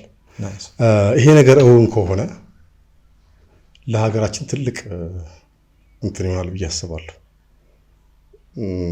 የቀን መቁጠሪያችንን አንድ ደረጃ አሳይ ገብቷል። ዓለም አቀፍ ጆርናል ነው፣ ተአማኒነት ተቀባይነት ያለው እና የቀን መቁጠሪያችንን አንድ ስቴፕ ከፍ ያደርገዋል ብዬ አስባለሁ። ከዚህም በተጨማሪ እንግዲህ ቅድም ያልኳትን ልደግማት እፈልጋለሁ። እዚህ ጋር ኢትዮጵያ ብዙ ምሁራን ሀገር ናት። እዚህ ነገር ላይ አንድ ሰው ብቻውን ምንም ነገር ሊፈጥር አይችልም። እጅ ለእጅ ብንያያዝ ግን ብዙ ነገር ልንፈጥር እንችላለን። እኔ እንደ መነሻ ሀሳብ አስቀምጫለሁ እዚህ ጋር ብዙዎች አሁን ነገር ለፈለገ ሰው ሁሉ እንድሰጥ አንተ ጋር ማስቀምጠዋለሁ። ጥናት ጽሑፍም ብዙ ምሁራን አሉ ኢትዮጵያ ውስጥ። ይሄ ነገር እንደ ሀገር ጉዳይ ነው እንደዚህ እንደ ቀልድ ባንመለከተው ደስ ይለኛል። ምክንያቱም እነሱም በዛ አንግል ነው እኛ ቀን መቁጠሪያ ላይ ያህል አስጨንቋቸው የእኛ ቀን መቁጠሪያ ጉዳይ በጣም ከቁጥር በላይ የሆኑ ጥናት ጽሑፎችን እስከ መስራት የደረሱት እና ይሄም እኛም እንደዛ እንደነሱ ኮንሺየስ ሆነ የሀገር ጉዳይ ነው። ምናልባት ዛሬ በምናደርገው ነገር ቀጣይ ትውልድ ሊያመሰግነንም ይችላል። ዛሬ በማናደርገው ነገር ደግሞ ባለማድረጋችን ቀጣይ ትውልድ ሊወቅሰንም ይችላል እና ይሄን ነገር የሀገር ጉዳይ አድርገን ብናስቀጥለው ባይነኝ ነኝ። ናይስ። ለምሳሌ እዚህ ኤሜራልድ ሳይንቲፊክ ጆርናል ላይ ጥናታዊ ጽሑፍህ ሲወጣ የምትጠብቀው ፍሬ ነገር ምንድን ነው? ልክ ሲወጣ እንዳልከው ትልቅ ጆርናል ነው። ሳይንሳዊ ነገሮችን እኔ አላውቀውም ከዚህ በፊት የሚወጣበት ከሆነ ከዚህ በኋላ አገሪቱ አዲስ አበባ ዩኒቨርሲቲ ለምሳሌ በሱ በኩል የሚወጣም ከሆነ ካላንደሮቻችን ይስተካከላሉ የሚል ተስፋ አለ። በዚህ ቀመር ምክንያት ዓለም አቀፍ ተቀባይነት ነው ያገኛል። ከዛ በኋላ ተቀባይነት ካገኘ በኋላስ ለምንድን ነው እናስተካክለው? መስተካከል ካለበት ካላንደሮቻችንን ለማስተካከል እኛ ነን እዚህ ጋር ያለውን ነገር የኛው ቤት ነው፣ የኛው ጉዳይ ነው። እኛው ነን ያንን ነገር አፕላይ ማድረግ የምንችለው። እንመካከርበት ነው ያባባል። እዚህ ጋር እያንዳንዷን ነገር ለምን እንደሆነች እንዴት እንደሆነች ለሁሉ ሰው ለተማረውም ላልተማረውም ለየትኛውም ሰው ግልጽ በሚሆን መልኩ ነው እዚህ ጋር ለማስቀመጥ የሞከርኩት። ይሄን ነገር ኦፕን ሶርስ አድርጌዋለሁ፣ ለሁሉ ሰው ክፍት እንዲሆን አድርጌዋለሁ። ስለዚህ ነገር ማወቅ የፈለገ ሁሉ ማወቅ ይችላል። አሁን አንተ ጥናት ጽሑፉንም ስላነበብከው ነው ነገሩ ግልጽ ሆኖልህ እያወራን ያለ ነው። ምናልባት እዚህ ጋር የሚመለከቱን ሰዎች ነገሮችን ምንድነው እነዚህ ሰዎች የሚያወራሉት ነገር ምንድነው፣ ያ ጉዳይ ምንድነው ጥናት ጽሑፍ የሚለውን ነገር ማወቅ ከፈለጉ በእናንተ በኩልም ይሄን ነገር እናንተ ጋር ማስቀምጠዋለሁ፣ እናደርሳለን። ምንድነው ብቻ በአጭሩ ወደ ተመልካቾቻችን ለመሄድ የምርም እንደሚባለው በአመት 11 ቀን ዲፍረንስ አለው ነው 11 ደቂቃ ከ14 ሰከንድ ነው። ጥናታዊ ጽሑፍ ሲወጣ ለምሳሌ ካምብሪጅ ዩኒቨርሲቲ አገኘሁ ያለው የ11 ቀን ልዩነት ነው፣ የ15 ቀን ልዩነት ነው በአመት አግኝቻለሁ። እስከዛሬ ድረስ ካምብሪጅ እስከዛሬ ድረስ 15 ቀን ተዛንፏል። እስከዛሬ ድረስ ባለው የ15 ቀን መዛነፍ አለ። 15 ቀን ልዩነት አለ። ለዚህ ይሄ የ15 ቀን መዛነፍ በየአመቱ ይሆናል ማለት ነው። በየአመቱ 11 ደቂቃ ያቺ 11 ደቂቃ ተጠራቅማ 15 ቀን ሆናለች፣ የ15 ቀን የሆነችው። እዚህ ይሄ ደግሞ ማለት ምንድነው ገበሬውን አፌክት ያደርጋል። ቀድሞ የሚዘራበት ጊዜ ቀድሞ እንዳይዘራ ያደርጋል። ማጨድ ባለበት ጊዜ ቀድሞ ማጨድ ያለበትን ሊዘገይ ይችላል። ወቅቶ በስርዓት ወደ ቤቱ ማስገባት ያለበት ጊዜ ደግሞ በስርዓት ወቅቶ ላይ ያስገባ ይችላል። ለዚህ ይሄ የመጀመሪያ አፌክት የሚያደርገው ነው። የመጀመሪያውን እንትን ነው የምናየው። በሁለተኛ ደረጃ ደግሞ እንደተባለው ከዛሬ 2000 ዓመት በፊት ኢትዮጵያውያን ሰርተው የሰጡንን ቀመር አንድም ጊዜ ማሻሻያ አልተደረገበትም። ወይንም ይሄ ቀመር ዘመኑን የዋጀ አካሄድ መሄድ አለበት። ይህንን ለማድረግ ደግሞ ሚካኤል አለማየሁ ይህንን ቀመር ይዞ መጥቷል። ስለዚህ ጉዳዩ ከዚህ በኋላ የሚካኤል ብቻ አይሆንም ማለት ነው። የህዝብ ነው የሚሆነው፣ የጥናታዊ ድርጅቶች ነው የሚሆነው። በተለይ ደግሞ ሃይማኖታዊ ድርጅትም ቢሆን የባህልና ስፖርትም ቢሆን እንደ ሀገር ይሄ መረጃው የሚደርሰው ጥናታዊ ጽሑፍ አለ እንዳለው ከአዲስ አበባ ዩኒቨርሲቲ ጋር ጆይንትሊ በመስራት ላይ ነው ያለው። ጥናታዊ ጽሑፉም ደግሞ እዚህ ታትሞ የሚወጣ ከሆነ ኤሜራልድ ጆርናል ላይ የራሱን ስቴፕ ከፍ ማድረግ ይችላል ማለት ነው። ወደሚቀጥለው ጥያቄ ልሄድ ነው። ከዚህ ጋር ድንገት ከተያያዘ በሀገራችን ባህረ ሐሳብ የሚባል አለ። ሀገራችን ላይ ካሉ መጽሐፍቶች ወደ ውጭ ደግሞ ስንሄድ ዱምዝዴ ዚለር የተሰኙ የዘመን ስሌት ቀመሮች አሉ። ያንተ ከነዚህ አሁን ዱምዝዴ እና ዚለርን ምንድን ነው የሚለየው ያንተ ቀመር? እንግዲህ አሁን ወደ መጀመሪያው ጥናት ጽሑፍ ነው እየሄድን ያለ ነው። እሺ መጀመሪያው ጥናት ጽሑፌ ላይ ሁለት ነገሮችን ነው የመጀመሪያው ጥናት ጽሑፌ። እሺ አሁን እስካሁን ያወራነው ሁለተኛው ጥናት ጽሑፌ ላይ ያሉትን ነገሮች ነው። እሺ የመጀመሪያው ጥናት ጽሑፌ ሁለት ነገሮችን ይዟል ብያለሁ። አንድ እስከዛሬ ድረስ የቀን መቁጠሪያችን ለአንድ ዓመት ነው የሚያገለግለው። ያ ዓመት ሲያልፍ ካላንደራችንን ጥለን ሌላ ቀን መቁጠሪያ ወደ ማሳተም የምንመጣው። ለምሳሌ 2016 ዓመተ ምህረት የተጠቀምንበትን ካላንደር 2017 ላይ አንጠቀምበት። ያንን ጥለን ሌላ ካላንደር አሳትመን በዛ ካላንደር ነው የምንጠቀመው። ደግሞ 2017 አለቀ። 2018 ሲገባ ደግሞ ይሄኛውን ካላንደር ወደ ጋርቤጅ ጥለን ሌላ ካላንደር ወደ ማሳተም ነው የምንመጣው። እስካሁን ያለው ትሬንድ ነው አይደል? የመጀመሪያው ጥናት ጽሑፌ ለዚህ ነገር መልስ ይዞ የመጣ ነው። ለዚህ ነገር መፍትሄ ይዞ የመጣ ነው። የቀን መቁጠሪያችን እንዴት ነው ለረጅም ጊዜ እንዲያገለግል ማድረግ የምንችለው? አንድ ጊዜ ያሳተመውን የቀን መቁጠሪያ ረጅም ጊዜ እንዲያገለግል ማድረግ የምንችልበትን ዘዴ የሚያስተዋውቅ ነው አንደኛው መጀመሪያ ጥናት ጽሑፌ ላይ የሰራሁት ነገር እና የዘላለም ካላንደር ብዬ ሰየምኩት። አንድ ካላንደር ሰርቻለሁ። በዛ ላይ ባለው እንትን ተመስርቼ ሁለተኛ መጀመሪያ ጥናታዊ ጽሑፌ ላይ የሰራሁት ስራ ደግሞ ፎርሙላ ነው የሰራሁት። ምንም ካላንደር መጠቀም ሳያስፈልገን በቀላል ሂሳባዊ ስሌት ብቻ በመጠቀም ወደ ፈለግነው ጊዜ ሄደን ታሪካዊ እውነቶች ወደኋላ በመመለስ ምን መቼ የተከናወነ የሚለውን ነገር ማወቅ የምንችልበት ፎርሙላ ነው የሰራሁት። በነገር ላይ ይሄ ፎርሙላ ብቸኛ አይደለም፣ የመጀመሪያ ሰው አይደለም። ሌላ ፎርሙላ ነው እንጂ የሰራሁት ዓለማችን ላይ የመጀመሪያ ፎርሙላ አይደለም። እንደዚህ አይነት ፎርሙላዎች አሉ። አገራችን ላይ ባህር ሀሳብ የሚባል ትልቅ ፎርሙላ አለ።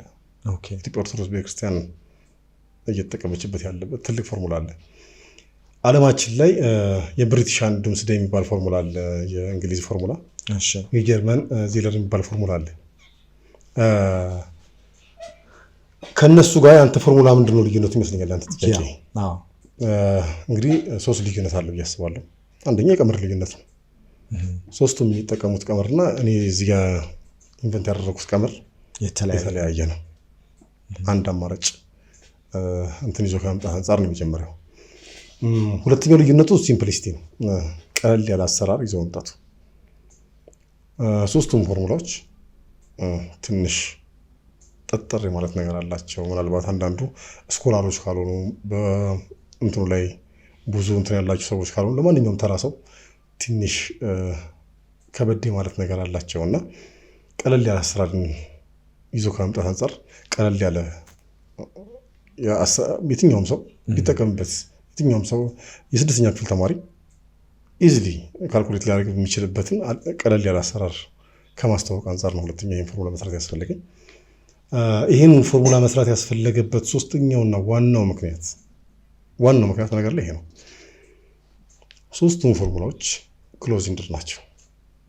ክሎዝ ኢንድድ ማለት ኦልሬዲ ሬዲሜድ ናቸው። በቃ ማለት ተሰርተዋል። አንድ ጊዜ ምንም አይነት ማሻሻያ እነሱ ላይ ማድረግ አይቻልም። ይሄኛው ፎርሙላ ኦፕን ኢንድድ ነው። ማሻሻያዎችን ለመስራት አድጀስትመንቶችን ለመስራት ክፍት ነው። ምን ለማለት ፈልጌ መሰለህ? ለምሳሌ ቀን መቁጠሪያዎች ቅድም እንዳወራ ነው ዘመኑ እንደደረሰበት የእውቀት ደረጃ የሚሻሻሉ ነገሮች ናቸው። የሚሻሻለው ደግሞ ፎርሙላቸው ነው፣ ቀመራቸው ነው የሚሻሻለው። የዛሬ 2000 ዓመት የነበሩት አባቶቻችን መሬት በፀሐይ ዞራ ለመመለስ 365 ቀን ከ6 ሰዓት ይፈጅባት ነበር ብለው ተረዱ። በተረዱት ልክ ሰሩ። የዘንድሮ ሳይንስ ደግሞ በብዙ ሳይንሳዊ መሳሪያዎች ተጠቅሞ ከ6 ሰዓት ሳይሆን ትንሽ ያንሳል። ከ6 ሰዓት ከ5 ሰዓት ከ48 ደቂቃ ከ46 ሰከንድ ነው።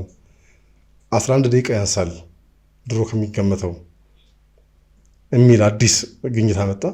ስለዚህ ቀን መቁጠሪያችን ያንን ነው የሚለካው ሆኖም ቀረም። ስለዚህ ዘንድሮ በደረስንበት ግኝት ላይ ተመስርተን ቀን መቁጠሪያችን አድጀስት ማድረግ ግድ ይለናል። ነገ ደግሞ የሚመጣው ሳይንሳዊ አዲስ መሳሪያ ደግሞ ወይ ሁለቱም ልክ አልነበሩም እንደዚህ ነው ካለን ደግሞ መቁጠሪያችንን መልሰን አድጀስት ማድረግ ይኖርብናል። ስለዚህ እነዚህ የነበሩት ቀን መቁጠሪያዎች አንደኛ ክሎዝ ኢንድድ ናቸው። ማስተካከያዎችን ለመስራት ምቹ አልነበሩ። ለምሳሌ አሁን ዜለርና ዱምስዴይን ብናነሳ ወደኋላ አሁን ታሪካዊ እውነቶችን ለማወቅ ይጠቅማል ብያለሁ። የኔ ቀመር አሁን ያ እስከ 400 ዓመት ድረስ ብቻ መጠቀም የምችለው ከ1582 ወደዛ ያለውን ማወቅ አልችልም በዛ ቀመር። ምክንያቱም ከ1582 በፊት ሌላ ቀመር ነበር ሲጠቀሙ የነበሩት። ጁሊያን ካላንደር ሌላ ቀመር ነው የሚጠቀመው፣ ግሪጎሪያን ካላንደር ሌላ ቀመር ነው የሚጠቀመው። አሁን እነዚህ በግሪጎሪያን ካላንደር ላይ ቤዝድ ሆነው የተሰሩ ቀመሮች ናቸው። ጁሊያን ካላንደር ላይ ስትመጣ ያ ካላንደር ይህም ቀመር ከጥቅም ውጭ ነው። ለሌ የፈለጉት ግልጽ ሆኖልሃል። ከ1582 በፊት ማወቅ አችልም በእነዚህ ቀመሮች አድጀስት ማድረግ ስለማይቻሉ ኦልሬዲ ልክ እንትኑ ሲያበቃ የቀመሩ አገልግሎት ጊዜ ያበቃል እና እዚህ ጋር ለአድጀስትመንት ክፍት ነው ማሻሻያዎችን ለመስራት። አሁን ቀን መቁጠሪያችን ሁልጊዜ አንደኛ ሆኖ እንዲቀጥል አሁን በመጣው እውቀት ደረጃ ማስተካከላችንን ብቻ አይደለም ነገ የሚመጣው እውቀት ደረጃ ማስተካከል ክፍት ነው። ቀመሩ ይዛን ያህል ኦፕን ነው። እንደሌ ፈለጉት ግልጽ ሆኖላል። እና ሶስተኛ እና ዋናው ምክንያት ይህን ቀመር መስራት ያስፈለገበት ዋናው ምክንያት ለአድጀስትመንት ምቹ አጋጣሚ እድል ስለሚፈጥር ነው። እንግዲህ በጣም ደስ ይላል። የኢህአዴግ ለምሳሌ አዲስ አበባን ሲቆጣጠር 1983 ግንቦት 20 ነው አይደለ? በዛ መሰረት ነው የሚከበረው። እዚህ ግንቦት 20 መቼ ቀን እንደሆነ በዚህ ቀመር መሰረት ሰርተን ማወቅ እንችላለን። ከባድ አይደለም ማለት ነው። ምንም ከባድ ነገር የለም። እስከፈለክበት ጊዜ ድረስ ሄደ ወደ ኋላም ወደፊትም እስከፈለክበት ጊዜ ድረስ ሄደ የፈለከውን ጊዜ ምን መቼ ተከናወነ የሚለውን ነገር ኢዝሊ ነው። በኋላ እናየዋለን ወይ ለተመልካቾችም እናሳያቸዋለን። እና ኢዝሊ ማወቅ የምችልበት ከቀላሉ የተወለድንበት ዕለት መቼ ነው ከሚለው ነገር ጀመረ። አሁን ብዙ ሰው ከቀላሉ ብንጀምር የተወለደበትን ቀን ያውቃል። የተወለደበትን ዕለት ግን የሚያውቅ ብዙ ሰው የለም። ቢያውቅ ደስ ይለዋል። እኔ የተወለድኩት ሰኞ ነው፣ ማክሰኞ ነው፣ ረቡዕ ነው የሚለውን ነገር አያውቅም ብዙ ሰው። እናት አባቱ ምናልባት አስተውሰው ካልነገሩት በስተቀር ያኔ ማወቅ ፍላጎት ያለው ሰው በዚች ቀመር ወደኋላ ተመልሶ በምን ዕለት ተወለድኩ የሚለውን ነገር ካልኩሌት አድርጎ ማወቅ ይችላል። ከቀላሉ ነገር ስንጀምር ከፈለግን ደግሞ እስከፈለግንበት ጊዜ ድረስ ወደኋላ ተመልሰን ምን መቼ ተከናወነ የሚለውን ነገር በዚች ቀመር ካልኩሌት አድርገን ማወቅ እንችላለን። እና እዚህ ጥናት ጽፌ ላይ እንደማሳያ ያስቀምጥኳቸው ነገሮች አሉ። አፄ ቴዎድሮስ መቅደላ ላይ የተሰዉበት ዕለት ምን ዕለት ነበር? አድዋ ምን ዕለት ተከናወነ? ደርግ ምን ቀን ገባ? ኢህአዴግ ምን ቀን ገባ? የሚለውን ነገር እንደማሳያ ጥናት ጽፌ ላይ ያስቀምጥኳቸው ነገሮች አሉና እንትን ማለት እንችላለን። በዚህ ቀመር እስከፈለግንበት ጊዜ ሄደን ይህን ነገር ማየት መመርመር እንችላለን። በጣም አሪፍ። ወደ ኋላ ልመልስህና መምህር ሚካኤል አስተምረሃል ነው? አሁንም እያስተማርክ ነው? አሁን በሌላ ሙያ ላይ ነኝ ያለሁት። ረጅም ዓመት ግን በማስተማር ላይ ነበርኩኝ። ማስተማር እንዴት ነበር? ማስተማር በነገር ላይ በፍቅር ከሰራችሁ ስራዎች ውስጥ በፍቅር እንደ ስራ ሳይሆን እንደ ኢንተረስት። በነገር ላይ ያው እናቴም አባቴም መምህራን ናቸው። የመምህራን ልጅ ነኝ። 45 ዓመት ከኔ እድሜ በላይ በመምህርነት ቆይተዋልና እንግዲህ ብዙ ቦታ ለዋለሁ ይሄ ነገር ይተላለፋል መሰለኝ በእንትንና በፍቅር ከሰራኋቸው ስራዎች ውስጥ ወድጄ ከሰራኋቸው ስራዎች ውስጥ ማስተማር ነውና ማትረሳው አጋጣሚ ያለ? ይሄን ያህል ስታስተምር በጣም ደስ የሚል ይሄን በማስተማር ወቅቴ አረሳውም ብለህ የምትለው ነገር አለ? እንግዲህ ምናልባት ድንገተኛ ጥያቄ ስለጠየቅከኝ ምናልባት አሁን ላይ መጣልኝ ይችላል እንጂ ምናልባት አይጠፋም። ባይሆን ቀጣይ ፕሮግራማችን ላይ እሺ በጣም ደስ ብሎኛል። እኔ እንደ ዶቃ ቲምም እንደነዚህ አይነት ዝግጅቶችን ስናዘጋጅ የምርም ይህንን ፕሮግራም ከታየ በኋላ ብዙ ሰዎች እንደ ኮንታክት እንደምታደርጉን ተስፋ እናደርጋለን። በተለይ የመንግስት አካላት ቅድም እንዳልኩ ትልልቅ ይሄ ጉዳይ የሚመለከታቸው አሉ። ካልሆነ ግን ምንድነው ድንገት ዛሬ በአድዋ እንኮራለን፣ ዛሬ በቋንቋችን በጽሁፋችን እንኮራለን፣ ዛሬ በካላንደራችን እንኮራለን። ነገር ግን ከ50 እና ከ100 ዓመት በኋላ እነዚህ የኛነት መገለጫ የሆኑ ነገሮች ቫኒሽ አድርገው ሊጠፉ ይችላሉ። በቀላሉ የአፍሪካውያን ሀገሮችን ማየት እንችላለን። ዛሬ ቋንቋቸው ምን እንደሆነ የማያውቁ አፋቸውን የፈቱት በፈረንሳይኛ ቋንቋ ነው። የሚያውቁት ሲፈጠሩ ጀምሮ ፈረንሳይኛ ቋንቋ የሚናገሩ ሀገሮች አሉ። ቋንቋም ድረስ ሄዶ ሊጠፋ ይችላል ማለት ነው። ካላንደር እንደውም ትልቅ ነው። እዛ ይህንን ነገር በጋራ አብረን ኪፕ ብናደርገው ቅድም መምህር ሚካኤልም እንዳለው ምንድነው ያለው? እንደነዚህ አይነት ነገሮች ላይ ፈረንሳይ፣ ስፔን፣ የድሮ ግብፃውያንም ኤንሸንት ኢጂፕሽያን የሚቆጥሩበት እያዩት ሉዝ አድርገዋል። እነዚህም ፕራይስለስ የሆኑ ቫሊዩ ያላቸው የአንድን ሀገር የአንድን ሕዝብ በደንብ አድርገው የሚገልጹ ሁኔታዎች ቫኒሽ አድርገዋል። ነገም የኛ ላለመጥፋቱ ምንም አይነት ጋራንቲ የለንም። እዚህ እባካችሁ ይሄ የሚመለከታችሁ ሰዎች፣ ግለሰቦች፣ ድርጅቶች ኮንታክት አድርጉን። በቀጥታ ከመምህር ሚካኤል ጋር እናገናኛቸዋለን። እንዳለው ደግሞ ጆርናል ላይ ሲታተምለት አንድ ስቴፕ ከፍ ይላል። ያን ጊዜ የህዝብም የሀገራችንም ኢሹ እንደሚሆን ተስፋ እናደርጋለን ማለት ነው። መምህር ሚካኤል ማለት የምትፈልገው በዚህ ጉዳይ ላይ ሀሳብ ካለ እባክህን ስጠንና ፕሮግራማችንን መደምደም እንችላለን። በእኔ በኩል ጨርሻለሁ።